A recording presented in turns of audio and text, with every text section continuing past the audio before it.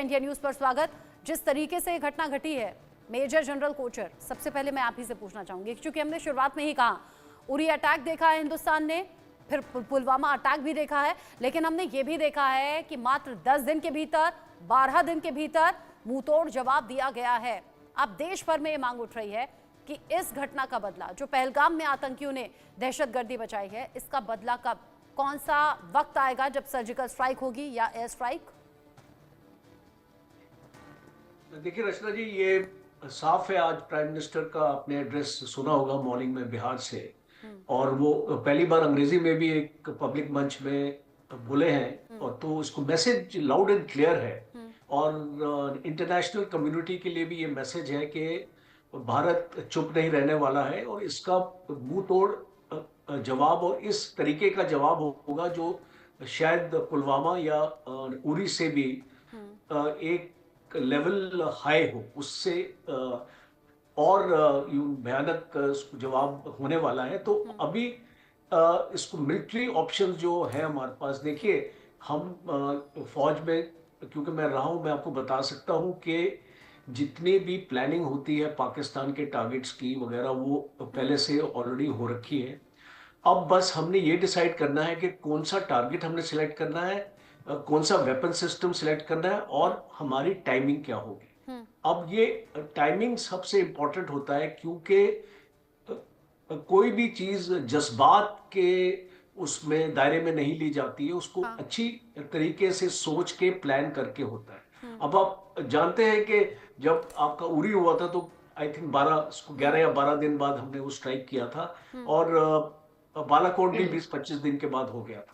तो ये इसी टाइम फ्रेम में मुझे ऐसा लग रहा है कि आप प्लस माइनस 30 डेज मान के चलिए, तो उसके अंदर ये एक्शन होगा। आपने ठीक कहा, बिहार जाना था पीएम मोदी को, और उनके जाने से पहले ही ये कयास लगाए जा रहे थे कि भले ही धरती बिहार की रहेगी, लेकिन पाकिस्तान को कड़ा संदेश जाएगा। और ठीक कहा आपने, अंग्रेजी में भी जो उनका संबोधन था वो अलग अलग देशों तक और राष्ट्र प्रमुखों तक पहुंचा, क्योंकि जैसे ही ये घटना सामने आई थी, अलग अलग राष्ट्र प्रमुखों ने यह आश्वासन दिया था कि हम इंडिया के साथ में हैं। कई नेताओं ने बात भी की थी, अमेरिका ने कहा था कि इस मुश्किल घड़ी में हम भारत के साथ में हैं, और प्रधानमंत्री ने बता दिया कि सजा मिलेगी और मिलकर रहेगी, आतंकी कहीं भी छिप जाएं उन्हें ढूंढ ढूंढ कर मारा जाएगा। लेकिन आज के इस टाइम में जब आम लोगों को टारगेट किया गया, उनका धर्म पूछा गया, उनका नाम पूछा गया, तो आज की डेट में लोग याद कर रहे हैं कैसे यहूदियों को निशाना बनाया गया था, कैसे हिटलर ने यहूदियों को निशाना बनाया, और कैसे इजराइल ने बाद में उसका जवाब भी दिया था, उसका बदला लिया था।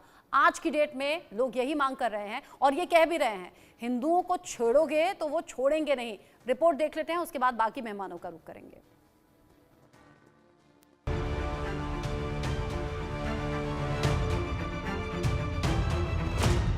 अब आतंकियों की बची खुची जमीन को भी मिट्टी में मिलाने का समय आ गया है। हिंदुओं की हुकार, मिट्टी में मिला दो पाकिस्तान।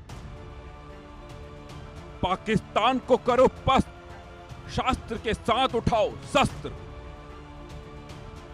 पाकिस्तान का, उसके पाले आतंकियों का बर्बादी का काउंटडाउन शुरू हो गया है। पाकिस्तान ने इस बार बड़ी गलती कर दी है, उसने हिंदुओं को छेड़ दिया है। इस बार पाकिस्तान को इसकी ऐसी सजा मिलेगी जिसकी उसने सपने में भी कल्पना नहीं की होगी। इस बार पाकिस्तान के आतंक का chapter full and final close होगा। पाकिस्तान के पाले आतंकियों ने पहलगाम में हिंदुओं से उनका धर्म पूछा, कलमा पढ़ने को कहा, पता चला सामने वाला हिंदू है तो उसकी जान ले ली। ये ठीक वैसा है जैसे कभी यहूदियों के साथ हुआ था, उन्हें चुन चुन कर मारा गया था, लेकिन इजराइल इसे भूला नहीं, उसने इसका बदला लिया। मोसाद ने अपने दुश्मनों को जो दुनिया में कहीं भी छिपे थे, उन्हें ढूंढ ढूंढ कर मौत की नींद सुलाया। अब बारी हिंदुस्तान की है और निशाने पर हैं उसके दुश्मन, हिंदुओं के दुश्मन जो कहीं भी छिपे हो। भारत उन्हें ढूंढेगा और उनके किए की सजा देगा। जिन्होंने ये हमला किया है, उन आतंकियों को और इस हमले की साजिश रचने वालों को उनकी कल्पना से भी बड़ी सजा मिलेगी। सजा मिलकर के रहेगी। अब आतंकियों की